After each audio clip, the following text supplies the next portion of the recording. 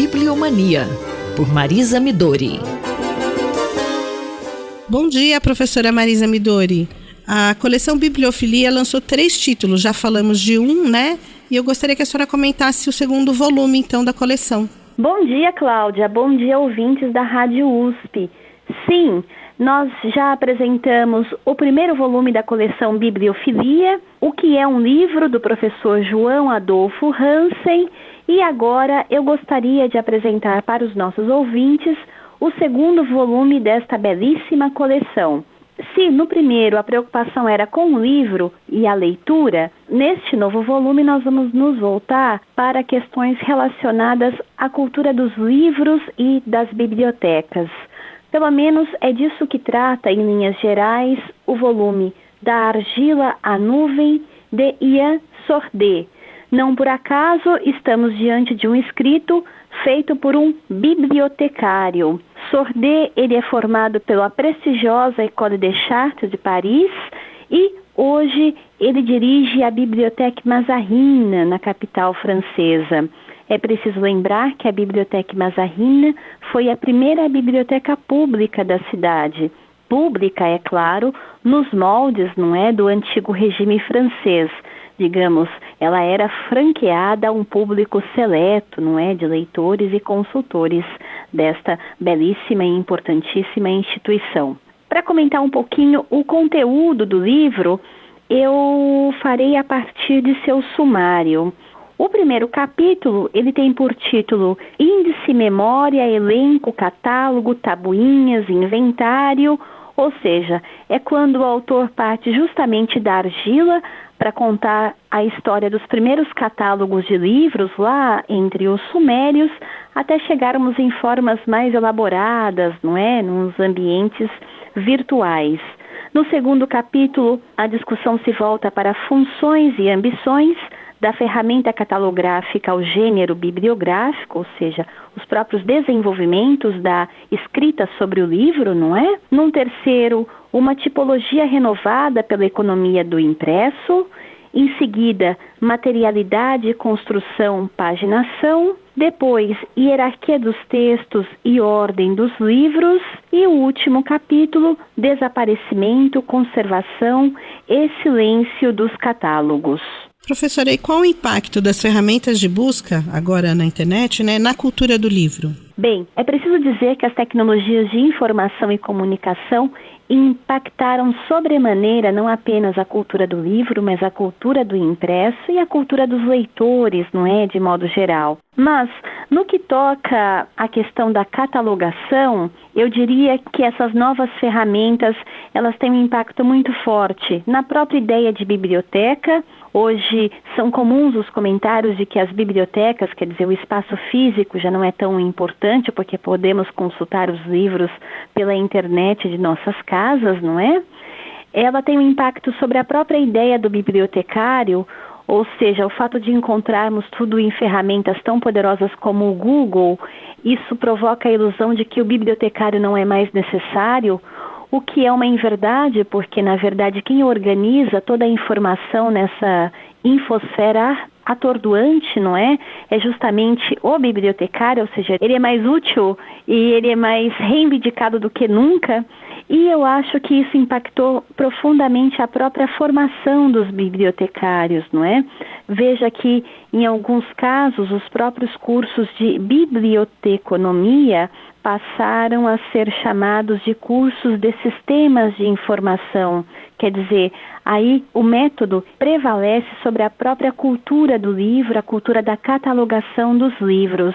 Mas, como Ian Sordet demonstra nesse belíssimo livro, catalogar é um exercício de erudição. Ontem e hoje, nós devemos pensar que nós somos portadores de uma longa tradição desde os tempos mais antigos ou dos tempos do Gesner, que pretendeu uma bibliografia universal, mas principalmente a catalogação ela é, em primeiro lugar, a descrição, a comparação e a organização dos dados, ou seja, é preciso muito conhecimento para fazer todas essas tarefas. A professora Marisa Midori conversou com Cláudia Costa.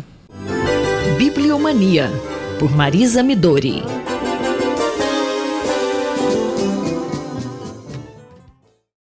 Entender estrelas. Uma viagem pela astronomia, por João Steiner. O sistema de duas estrelas V-Sagitta está em rota espiral de colisão e os astrônomos calculam que as estrelas devem se fundir em um evento explosivo no ano de 2083. As evidências foram apresentadas na última reunião da Sociedade Americana de Astronomia, que aconteceu no começo de janeiro, no Havaí. Professor João Steiner, como funciona esse sistema e por que ele deve ter esse fim? Bom, as estrelas V-Sagitta são uma classe de estrelas, né, nas quais uma anã branca captura gás de uma companheira. E o curioso dessa classe é que essa classe, que aliás foi definida por mim e por um ex-orientado meu, Marcos Dias, aqui do IAG, no ano de 1998 nós definimos essa classe de estrelas e ela tem uma característica que ela tem fusão nuclear na superfície de uma anã branca.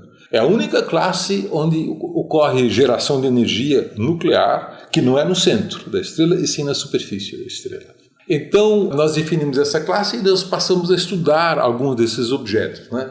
E uma dessas estrelas que eu também descobri inicialmente, esse sistema, nós observamos ao longo dos anos e percebemos que ela também vai explodir. Mas ela vai explodir numa escala de tempo de 100 mil anos, o que pode parecer muito, mas o sistema tem 10 bilhões de anos. Então ela terá uma morte, digamos assim, ela está muito perto do seu fim.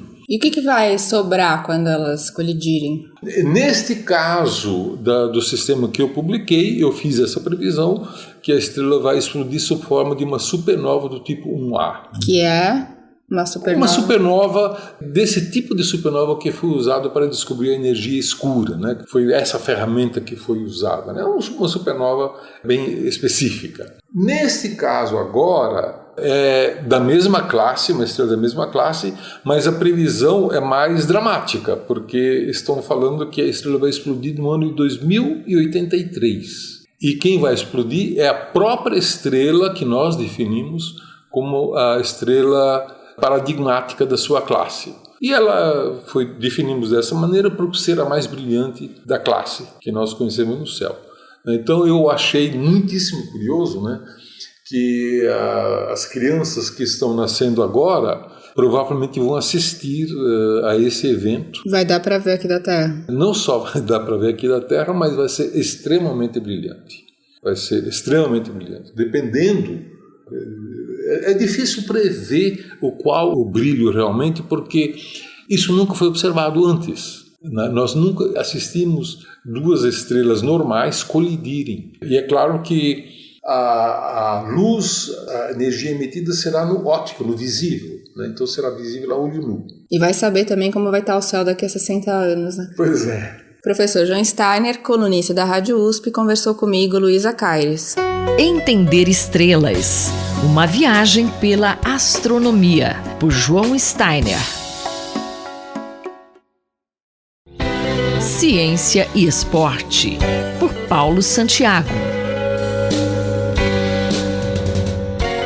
Professor, o assunto de saúde mais comentado da atualidade é o coronavírus.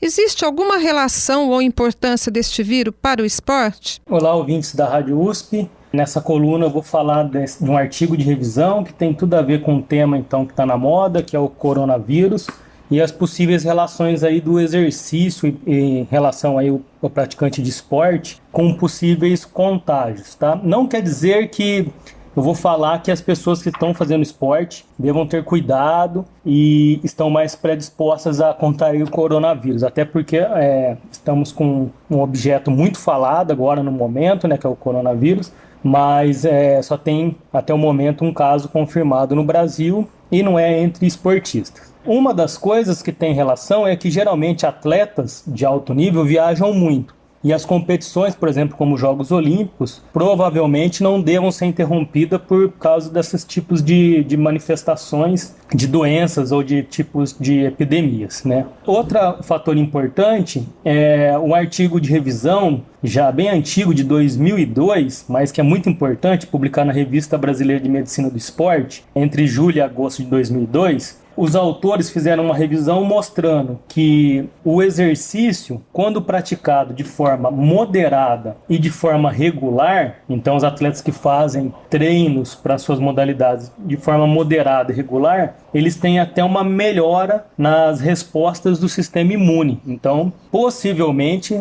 a pessoa se torne menos suscetível a adquirir qualquer tipo de infecção pela questão de não ter uma imunodepressão. Então, também não estaria mais suscetível a contrair, por exemplo, o coronavírus. Ao passo que o esporte praticado de alta intensidade e de forma não regular, então aquele esportista que faz exercício em condições estressantes e de alta intensidade, ele tem um estado transitório após o exercício de imunodepressão. E isso deixa ele mais vulnerável, principalmente a infecções, ao contágio aí de doenças, o vírus, que são de vias respiratórias. Então, dá para ter uma relação, sim, que a pessoa que faça uma atividade muito estressante, como uma ultramaratona, uma Ironman, em condições estressantes, se ele tiver a exposição a um vírus, ele estaria com o sistema imune numa janela, numa abertura para ter o contágio mais fácil. Além disso, a questão de ter encontro com muitas pessoas, durante as provas, as viagens. Então, atento só, tem que ficar para essa questão de os exercícios estressantes de altíssima intensidade. Quais cuidados são importantes para os esportistas profissionais e amadores? Na verdade, é evitar viagem para competições em locais que estejam com muitos casos aí da doença, do coronavírus em geral. Evitar também, situações como não lavar as mãos ou de cumprimentar as pessoas dando as mãos, Não quer dizer que a pessoa precisa correr com máscara, nem nada disso, mas evite fazer exercícios de altíssima intensidade em situações estressantes, que você vai ter uma janela de imunodepressão, mas nessa janela, nesse período transitório, evitar principalmente a aproximação de pessoas que estejam com sinais ou sintomas de qualquer tipo de doença aérea. Eu não sou um especialista em infectologia, na parte de sistema imune, mas esses são alguns cuidados importantes, que são os mesmos cuidados que são para qualquer pessoa da população em geral. É evitar viajar para locais que tenha altos índices de casos da doença, e se faz exercício de altíssima intensidade, tomar todos os cuidados aí que já são preconizados pelos órgãos competentes de saúde. Então, mais um alerta aí, e tem tudo a ver então o esporte aí com a disseminação de doenças, até porque imagina Jogos Olímpicos, um local que tem um grande aglomerado de pessoas, então deve-se evitar muitas coisas nesses períodos, tá ok? Obrigado e até a próxima coluna. Acabamos de ouvir o professor Paulo Roberto Santiago, da Escola de Educação Física e Esporte da USP em Ribeirão Preto. Rosimeire Talamone para a Rádio USP. Ciência e Esporte, por Paulo Santiago.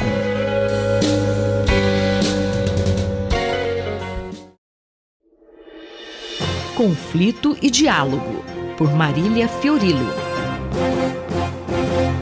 Professora Marília Fiorilo conosco. A professora ressalva que é legítimo chamar os conflitos na Síria de guerra civil, mas seria mais preciso caracterizá-los como um genocídio. Olá, Cido, ouvinte da Rádio USP. Na semana passada, a gente tratou de dois temas diferentes. Um era a necessidade de ressignificar o léxico, chamando as coisas pelo seu nome. E o outro era essa tendência que está dominando o discurso em vários lugares, que é o gosto pela truculência, grosseria e vulgaridade. A esta última, e apenas a ela, chamamos de a era do grotesco. Citando como exemplo máximo o linguajar do presidente das Filipinas, Rodrigo Duterte, que elogia abertamente os esquadrões da morte e conclama policiais e civis a cometerem homicídios, pregando assassinato como política de Estado. Outra história é a necessidade de ajustar melhor o vocabulário, colocando os pingos nos is. No caso, mencionamos a controvérsia sobre a natureza dos conflitos na Síria, que muitos chamam de guerra civil, e nós preferimos chamar de genocídio ou crime contra a humanidade. A literatura especializada sobre o termo genocídio é vasta e nem sempre unânime, com autores que utilizam critérios mais específicos, como a destruição de uma etnia, seja-se o caso dos Rohingya em Myanmar, ou aqueles que consideram genocídio como a sistemática destruição de pessoas inocentes pelo aparato do Estado. Isto é, que trata de genocídio como a violência daqueles que legitimamente possuiriam seu monopólio, as Forças Armadas, contra a indefesa população civil. Controvérsias acadêmicas à parte, nós ficamos com a definição dos capacetes brancos, ou a defesa civil síria, que há quase uma década retira pessoas dos escombros, resgata feridos, providencia assistência médica, realoca os desabrigados e tenta mitigar o sofrimento da população. Diante da ofensiva atual contra regiões no noroeste do país, que a ONU diz que já causaram a diáspora de 900 mil pessoas, os capacetes brancos pediram à comunidade internacional que tratasse os acontecimentos na Síria não como guerra, mas como genocídio. A consciência do mundo está adormecida, lamentou um dos líderes da defesa civil. As palavras têm peso. E como? Detalhes de terminologia podem decidir sobre a vida de milhões. O exemplo mais doloroso e recente foi o genocídio de Ruanda em 1994, no qual quase 1 milhão de Tutsis e moderados Hutus foram dizimados pelo governo e pela milícia inter-Al-ONU. Apesar dos apelos do general canadense Romeu Dallaire, que comandava as forças da UNAMIR, por mais reforços militares ou apenas para interromper as emissões da rádio governamental que incitava à matança, a administração Clinton foi instruída a evitar o termo genocídio no Conselho de Segurança da ONU. Deveria falar em atos genocidas isolados para não inflamar a opinião pública. Sem petróleo ou riquezas minerais importantes, 1 milhão de vidas em Ruanda não valiam o uso da palavra genocídio e muito menos gastos com envio de tropas. A professora Marília Fiorilo conversou comigo, Ciro Tavares. Na próxima semana, ela estará de volta. Conflito e Diálogo, por Marília Fiorilo.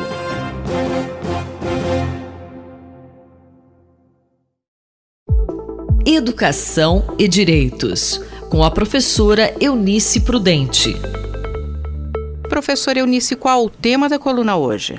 Ainda prosseguindo nas questões de responsabilidade do Estado, tendo em vista que estamos atormentados, impressionados, entristecidos, né, com os desastres climáticos recentes envolvendo chuvas e águas, a Constituição Federal traz uma lista dos bens que são de responsabilidade da União, dos bens de responsabilidade do Estado, e ali estão os rios que banhem mais de um Estado. Ele está sob responsabilidade do governo da União. Rios, lagos localizados apenas nos territórios dos Estados federados estão sob responsabilidade do Estado. Mas é verdade também que na urbanização nos demos mal, né? Porque pessoas que tinham poder aquisitivo, escolheram onde morar. Pessoas pobres, né, em meio a essa desigualdade social, moravam e moram aonde é possível, então correm muitos riscos. Os desastres climáticos expressam a desigualdade social que está entre nós e que precisa ser imediatamente alcançada. Mas Defensoria Pública e a busca de um advogado para futuras indenizações é um direito de todo e qualquer brasileiro vitimado por esses danos.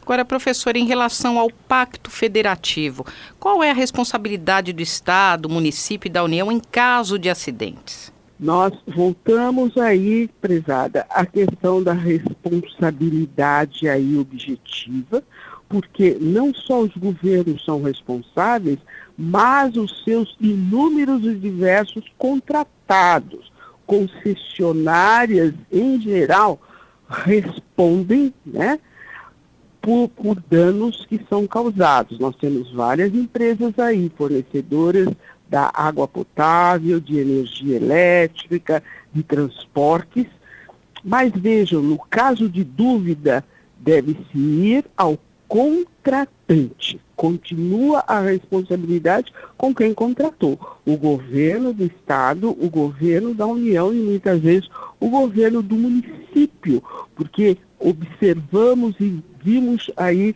nos últimos desastres climáticos a questão da limpeza pública, do lixo urbano, é responsabilidade do município. Isto não vem ocorrendo. E este drama de os brasileiros não terem também uma noção na sua educação de onde depositar os resíduos sólidos, volta para o Estado, a educação. Tenho certeza que a geração agora, né, das crianças e dos adolescentes não vão fazer isso no futuro, porque estamos olhando de frente a questão da destinação do lixo urbano, o que não ocorria no passado. Isso cabe ao Estado informar e educar. Eu, Simone Lemos, ouvi a professora Eunice Prudente. Educação e Direitos, com a professora Eunice Prudente.